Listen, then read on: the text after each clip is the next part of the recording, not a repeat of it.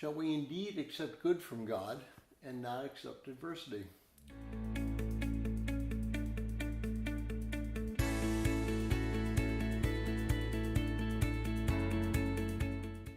Well, if you're joining us in reading through this month's reading plan, today's reading is Job chapter 2, verses 1 through 13, and I encourage you to read that passage. Well, the scenario that's presented here can be very disconcerting if your view of God only allows for a doting grandfather type of God. But that's not the story. First, God is omnipotent, which means all-powerful. Omniscient, which means all-knowing. Secondly, he is loving. And finally, he has a plan that cannot be thwarted. There are two players in this story.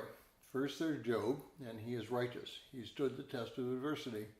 He continues to worship God as the ruler of his life. And then you have Satan. He is a created being as well. He has direct access to God, and God is willing for Satan to exercise some power that God allows over Job. However, Satan is not omnipotent, and Satan is certainly not omniscient. He thinks that he's going to win and prove God wrong. Well, exactly how many times do we act like Satan? How many times do we think that we know what's better than what God knows? How many times do we shake our fist at God and tell him that we're going to do it our own way? I know in my life that happens a lot more than I care to admit. And just because God allows something negative to happen does not mean that he does not love us. Let's look at some examples in raising children.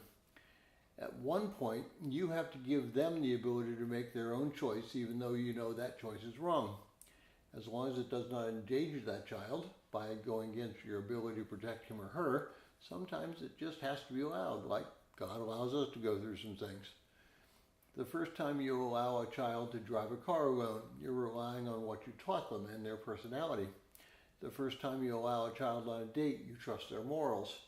The first time the child brings home a person whom you don't particularly approve of, you still might have to let them make that decision. Well, God knows what Job will do. He also knows how Satan will try. In the end, the experiences that Job has will prove God correct, and God will bless Job more than before.